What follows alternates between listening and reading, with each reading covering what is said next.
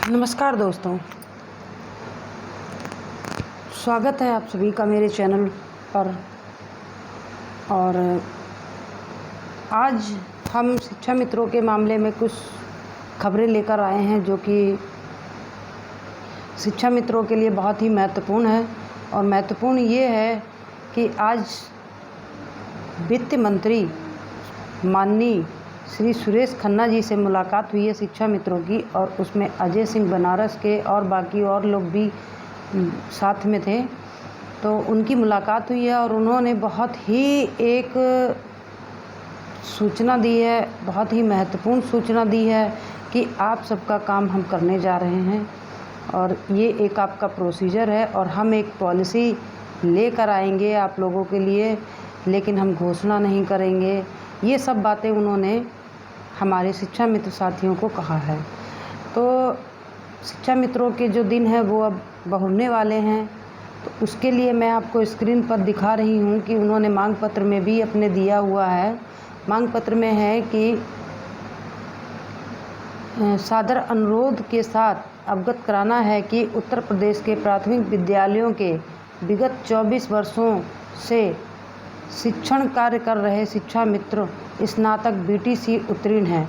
महंगाई के दौर में 10,000 रुपये में 11 माह पाते हैं, जिससे परिवार का पालन पोषण नहीं हो पा रहा है, जिसके कारण शिक्षा मित्र आर्थिक एवं मानसिक रूप से परेशान होकर आत्महत्या जैसे आत्मघाती कदम उठाने पर मजबूर हैं, जिसके कारण प्रदेश में अब तक लगभग 12,000 शिक्षा मित्र इस दुनिया को छोड़ चुके हैं।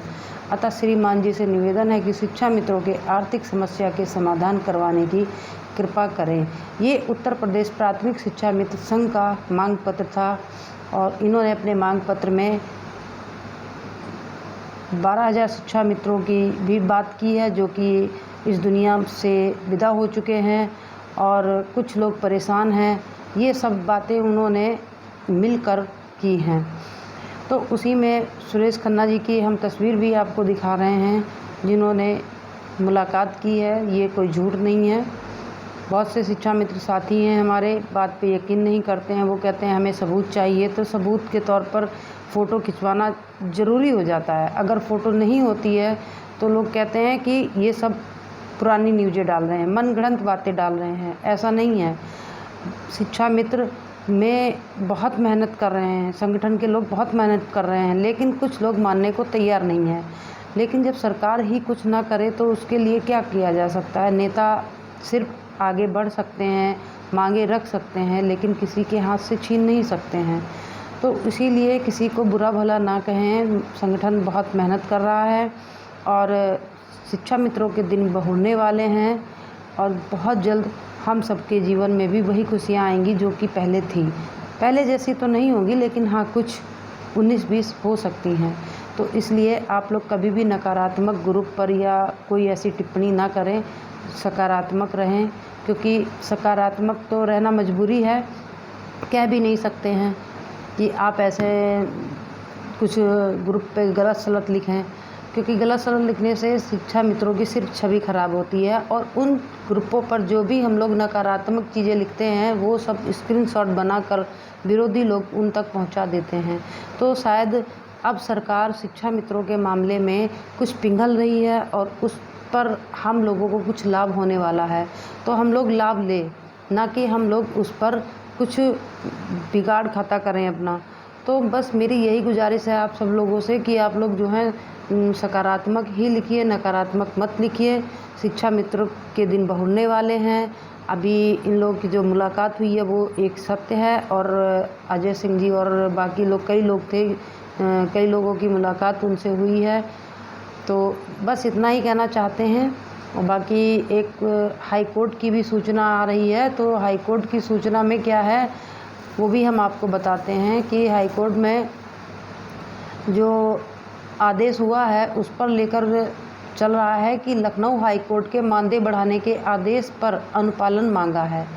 तो शिक्षा मित्रों के मानदेय बढ़ाने का कहीं ना कहीं ये फ़ायदा सरकार से हमें मिल सकता है, क्योंकि एक तरफ हाई कोर्ट भी सरकार की नाक में नकेल कसे हुए है और दूसरी तरफ शिक्षा मित्र भी मांग कर रहा है। तो सरकार कहीं ना कहीं पे फंसी हुई है। वो चाहती है कि अब कहीं ना कहीं से इनको फ़ायदा देना ही होगा।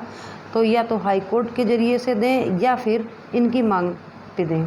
तो इसलिए हाई कोर्ट भी सख्त है और शिक्षा मित्रों का मानदेय बढ़ाने पर हाई कोर्ट ने दिए निर्देश। ACS बेसिक को कोर्ट में पेश होने के निर्देश। तो हाई कोर्ट ने ACS बेसिक को कोर्ट में पेश होने का निर्देश भी दिया है। DG शिक्षा, बेसिक शिक्षा निदेशक, सचिव भी तलब हैं। अब आप देखिए कितने बड़े बड़े अधिकारी सब कोर्ट में तलब हो रहे हैं और 1 महीने बाद इनको कोर्ट में पहुंचना है। या तो ये मानदेय को लेकर जाएंगे या फिर कुछ और वहाँ से पाएँ। तो कुछ ना कुछ तो इन लोगों को करना ही है। 18 सितंबर को होगी मामले की अगली सुनवाई। तो 18 सितंबर में मतलब 1 महीना ही है। 1 महीने बाद में इन सुनवाई होनी है और इस सुनवाई में शिक्षा मित्रों के लिए बेहद खुशखबरी होने वाली है। हो सकता हो इससे पहले भी हो जाए, सरकार हाई कोर्ट का या शिक्षा मित्रों का कुछ श्रेय ना लेने दे, लेकिन इससे पहले भी कर सकती है। तो बस इतनी जानकारी देनी थी। इसके बाद और हाँ, एक बात और कहना चाहते हैं कि हमारे चैनल पर अगर आप आए हैं, नए हैं, तो आप मेरे चैनल को सब्सक्राइब कीजिए और वीडियो अगर कुछ अच्छी हो तो लाइक कीजिए और शेयर कीजिए। धन्यवाद।